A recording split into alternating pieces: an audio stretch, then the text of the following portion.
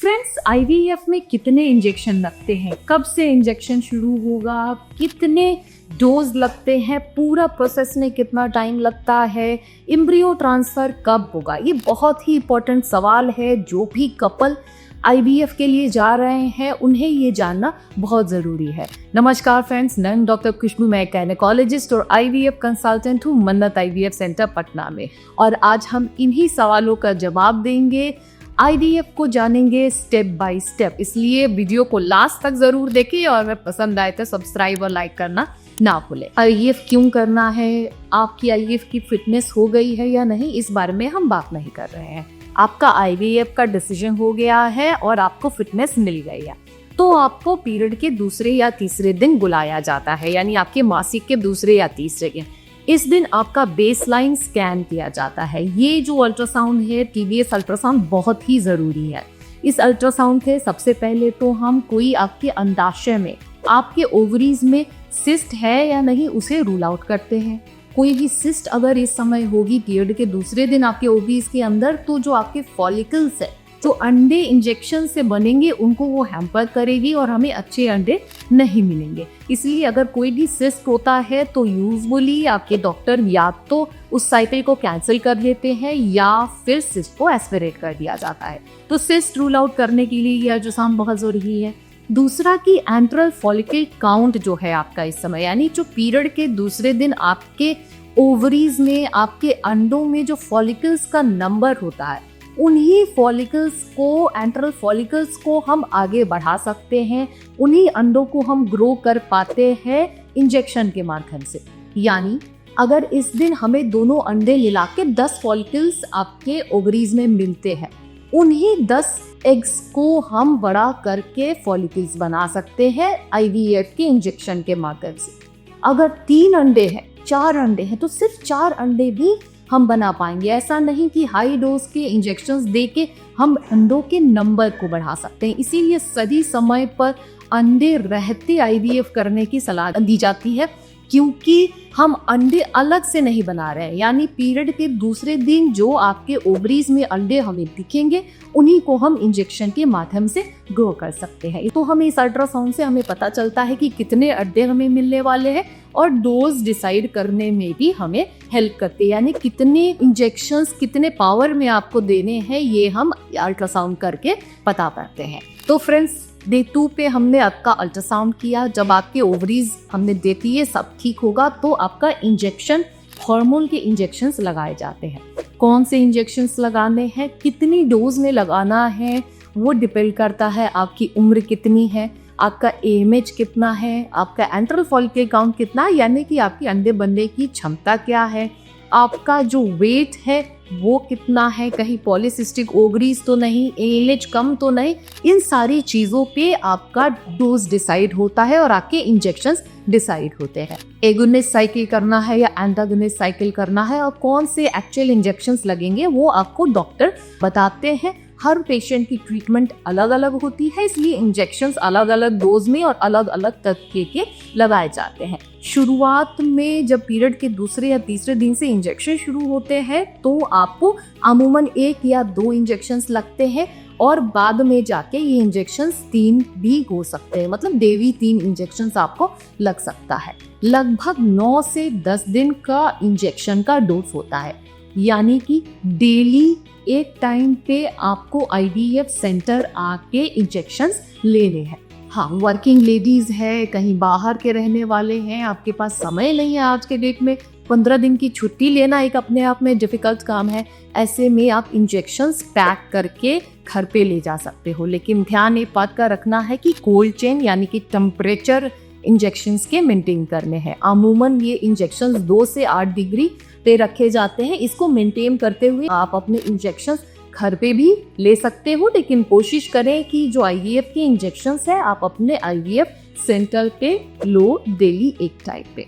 Injection से क्या response आ रहा है, ये हम बीच बीच में अल्ट्रासाउंड करके पेशेंट का देखते रहते हैं। 2 से 3 दिन में ट्रांसवेजाइनल अल्ट्रासाउंड हम करते रहते हैं। ताकि हमें पता चले कि फॉलिकल्स का जो रिस्पॉन्स है, जो ग्रोथ है वो अच्छा है। अगर कोई कमी है तो हम डोज को बढ़ाते हैं, अगर रिस्पॉन्स ज़्यादा हो रहा है तो इंजेक्शंस की डोज को कम कर दिया जाता है। अमूमन 9 से 10 दिन, लेकिन ये इंजेक्शन का जो समय है कुछ दिन और एक्सटेंड किया जा सकता है। जब फॉलिकल्स तैयार हो जाते हैं तो ट्रिगर का इंजेक्शन लगाया जाता है। ट्रिगर इंजेक्शन मतलब वो इंजेक्शन जिससे कि अंडे फूटते हैं। ये इंजेक्शन आपके सेंटर पे आपको रात में यूजुअली लगाया जाता है, क्योंकि जब ट्रिगर इंजेक्शन लगता है उसके 35 से 36 घंटे के आसपास में हम अंडों का पिकअप करते हैं, यानी कि हम आपके फॉलिकल्स को फूटने नहीं देते, उसे हम सक कर लेते हैं ओवम पिकअप की प्रक्रिया से। यानी ट्रिगर इंजेक्शन के 34 से 36 घंटे के बीच में हम अंडों की पिकअप करते हैं। यदि रात में हम इंजेक्शन देंगे तो आपके 36 घंटे के बाद में आपको सेंटर पे ओवम पिकअप के लिए बुलाया जाता है। ओवम पिकअप का जो प्रोसीजर है बहुत ही आसान होता है, बेहोश करना होता है, लेकिन पेशेंट को इसलिए आपको खाली पेट आना होता है। 4 से 6 घंटे का NPO एडवाइज्ड है, यानी कि आपको खाना और पीना कुछ भी नहीं है। पिकअप की प्रक्रिया में लगभग 15 से 20 मिनट का समय लगता है और प्रोसीजर्स के 2 से 3 घंटे के बाद आपको डिस्चार्ज कर दिया जाता है। काफी सेफ है ये प्रोसीजर। यूजुअली इससे जो महिला है उसको कोई नुकसान नहीं पहुंचता है। तो फ्रेंड्स, ये अभी तक जो प्रोसीजर हो रहा था वो महिला पे हो रहा था, यानी कि ओवम पिकअप हमने कर लिया। अब आती है आपके हस्बैंड की, यानी जहाँ स्पर्म की रिक्वायरमेंट होती है। स्पर्म की रिक्वायरमेंट जिस दिन ओवम पिकअप होता है उसी दिन हस्बैंड का स्पर्म लिया जाता है और उन अंडों को स्पर्म के साथ फर्टिलाइज कराया जाता है। यानी जिस समय पेशेंट का पिकअप हो रहा है उसी के आसपास में पुरुषों को स्पर्म का सैंपल, सीमेन का सैंपल देने के लिए कहा जाता है। अगर किसी कारणवश हस्बैंड अवेलेबल नहीं है पिकअप के टाइम पे, तो आपको चाहिए कि आप पहले से अपना स्पर्म, अपना सीमेन फ्रीज करा ले, ताकि ओवम पिकअप के टाइम पे उसे हम यूज कर सके। तो फिर जो अब अंडे हमें IVF लैब में मिल गए, अब इन अंडों के साथ IVF या फिर ICSI की प्रक्रिया की जाती है। ICSI एक ऐसा प्रोसीजर है जिसमें अंडे में स्पर्म का इंजेक्शन लगा दिया जाता है। वो पेशेंट्स जहाँ पे पुरुषों में प्रॉब्लम है, जैसे कि ओलिगोएस्थेनोटेराटोजूस्पर्मिया, पुरुषों में शुक्राणु की कमी है या क्वालिटी खराब है, वैसे केसेस में ICSI एक वरदान जैसा है। फर्टिलाइजेशन रेट जो है ICSI से काफी बढ़ जाता है और हमें ब्लास्टोसिस्ट यानी भ्रूण बनने की संभावनाएं बढ़ जाती है। तो फ्रेंड्स, जिस दिन पेशेंट का पिकअप किया जाता है, अंडे निकाले जाते हैं, वो डे 0 माना जाता है। यानी आज के दिन से, आज पिकअप किया गया तो आज आपका डे 0 होगा। अब जो फर्टिलाइजेशन के बाद 3 दिन या 5 दिन का एम्ब्रियो ट्रांसफर किया जाता है। जो 5 दिन का एम्ब्रियो होता है उसे हम ब्लास्टोसिस्ट कहते हैं। ब्लास्टोसिस्ट ट्रांसफर के रिजल्ट्स बहुत अच्छे हैं, इसलिए आजकल ज्यादातर सेंटर में ब्लास्टोसिस्ट ट्रांसफर किया जाता है। ब्लास्टोसिस्ट ट्रांसफर से मल्टीपल प्रेगनेंसी के यानी ट्विन और ट्रिपलेट होने के चांसेस कम जाते हैं, इसलिए भी आजकल ब्लास्टोसिस्ट ट्रांसफर प्रेफर किया जाता है। तो डे 3 या डे 5 ट्रांसफर आप अपने डॉक्टर से डिस्कस कर लोगे। कोशिश करें कि आप अपने डॉक्टर को ब्लास्टोसिस्ट ट्रांसफर के लिए कन्विंस करें। तो फ्रेंड्स, अगर आपका पिकअप 1 तारीख को हुआ है तो आपका ब्लास्टोसिस्ट 1, 2, 3, 4, 5 यानी 6 तारीख को तैयार हो जाएगा। अगर 1 को पिकअप तो 6 को ब्लास्ट तैयार हो जाएगा। अब इस ब्लास्ट के साथ या तो यानी आपकी जो एम्ब्रियोस है, जो भ्रूण है, या तो इस एम्ब्रियोस को हम फ्रेश ट्रांसफर कर सकते हैं, यानी कि 1 को पिकअप किया तो आपको 6 तारीख को बुला के उस एम्ब्रियोस को आपके गर्भाशय में डाल दिया जाएगा। इसे हम भ्रूण स्थानांतरण या फिर एम्ब्रियो ट्रांसफर कहते हैं। आपके गर्भाशय में उन एम्ब्रियो को डाल दिया जाता है ताकि वो आपकी गर्भाशय की परत से चिपक जाए और आगे ग्रो करने लगे। ये फ्रेश एम्ब्रियो ट्रांसफर हुआ। दूसरी स्थिति, 6 तारीख को हमने आपके एम्ब्रियोस को, आपके भ्रूण को फ्रीज करके रख दिया।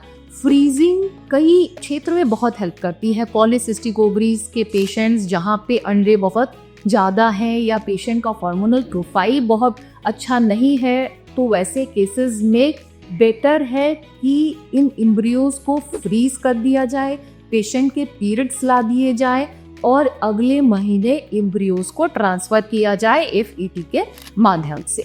दोनों ही सूरत आपके डॉक्टर आपसे डिस्कस करेंगे। आपको अगर फ्रेश ट्रांसफ़र की ज़रूरत है तो आप फ्रेश ट्रांसफ़र के लिए जाएं, या अगर फ्रीजिंग से आपके रिजल्ट्स अच्छे हैं तो आप फ्रोजन एम्ब्रियो ट्रांसफ़र के लिए जा सकते हो।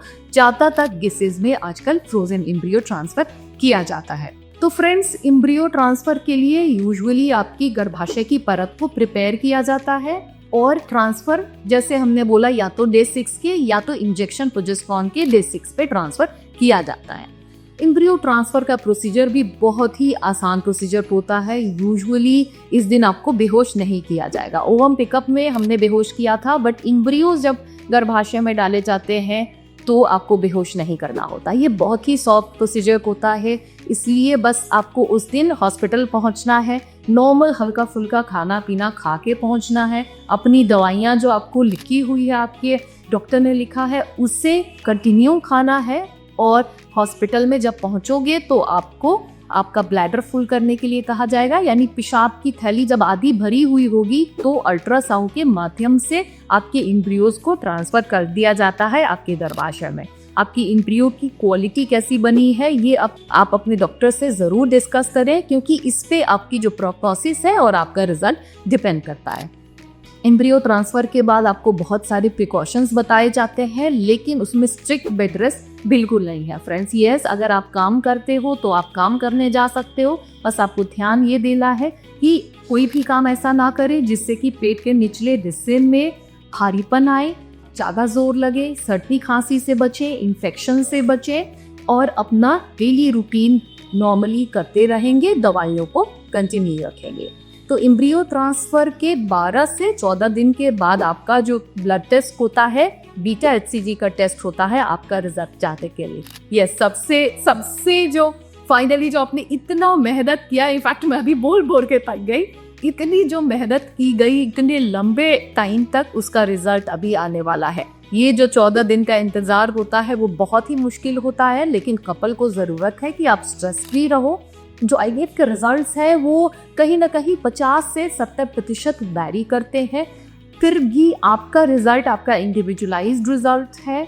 कई बार एज़ोस्पर्मिया के केसेस में बहुत सारी ऐसी सिचुएशंस हैं वहाँ पर जो रिजल्ट है वो बहुत ही अच्छा होता है। कई बार पेशेंट के रिजल्ट 20% भी नहीं होते हैं अगर आपके एम्ब्रियोज अच्छे नहीं है, परत अच्छी नहीं है या कोई और बड़ी प्रॉब्लम है। तो हर पेशेंट अलग है और हर पेशेंट का जो रिजल्ट के चांसेस, सक्सेस के चांसेस भी अलग अलग होते हैं। इसलिए जब भी आप अपने डॉक्टर से मिलें, अपने रिजल्ट, अपने पर्टिकुलरली अपने रिजल्ट के बारे में डिस्कस करें, क्या चांसेस हैं। आपके जो IVF का सक्सेस रेट है वो 100% फ्रेंड्स नहीं होता, ये कहीं ना कहीं 15 से 70% ही होता है। इसलिए नेगेटिव रिजल्ट पे भी निराश नहीं हो। क्या प्रॉब्लम हुई, कहाँ चूक हो गई, क्या और किया जा सकता है, अपने डॉक्टर से डिस्कस करें और सेकेंड साइकिल के लिए ज़रूर जाए, क्योंकि जो केसेस फर्स्ट साइकिल में नहीं हो पाते हैं फिर उन्हें सेकेंड साइकिल के लिए लिया जाता है और वो पॉजिटिव हो जाते हैं। इसलिए एकदम हताश नहीं होना है। IVF के रिजल्ट्स अभी बहुत अच्छे हैं, इसलिए सेकेंड साइकिल के लिए ज़रूर जाएं और अपने डॉक्टर से डिस्कस कर लें कि और हम क्या कर सकते हैं इस चीज़ को लेके। दूसरी कि अगर आपका रिजल्ट पॉजिटिव आ जाता है तो आपको दवाइयाँ दी जाती है और आपको फिर 14 दिन के बाद अल्ट्रासाउंड के लिए बुलाया जाता है कि सिंगल बच्चा खैरा है, डबल बच्चा खैरा है, धड़कन आ गई है कि नहीं। तो फ्रेंड्स, इस वीडियो में मैंने कोशिश की कि ज़्यादा से ज़्यादा मैं आपको इन्फॉर्मेशन दे सकूं IVF के बारे में स्टेप बाय स्टेप, बट बहुत सारी IVF का फील्ड बहुत बड़ा फील्ड है और एक वीडियो में उसे कवर करना बहुत मुश्किल है। इसलिए IVF से रिलेटेड हमने बहुत सारी वीडियोस बना रखी हैं। अगर आपको और भी जानना है पर्टिकुलर किसी टॉपिक के बारे में, ICSI के बारे में, ब्लास्ट ट्रांसफ़र के बारे में, एम्ब्रियो ट्रांसफ़र के बाद क्या क्या प्रिकॉशंस लेना है, ऐसे छोटे विडियोस हमने बना रखी हैं। आप इन वीडियो को ज़रूर देखें और लाइक शेयर सब्सक्राइब करना ना भूलें। IVF का सफ़र फ्रेंड्स बहुत लंबा होता है और स्ट्रेसफुल होता है, लेकिन ज़रूरत है एक सकारात्मक सोच की, पॉजिटिव एटीट्यूड की। एक खुशी के साथ इस प्रक्रिया को अपनाएं, एक्सेप्ट करें, आपके डॉक्टर की सलाह को ले, रिजल्ट्स पॉजिटिव भी आएंगे। इसलिए आपको बेस्ट विशेस आज के IVF के प्रोसीजर के लिए। इस प्रोसीजर से रिलेटेड कोई भी आपको जानकारी चाहिए तो फिर आप कमेंट बॉक्स में हमें क्वेश्चन कर सकते हो। मैं कोशिश करती हूँ कि ज़्यादा से ज़्यादा पेशेंट का आंसर करूँ। धन्यवाद।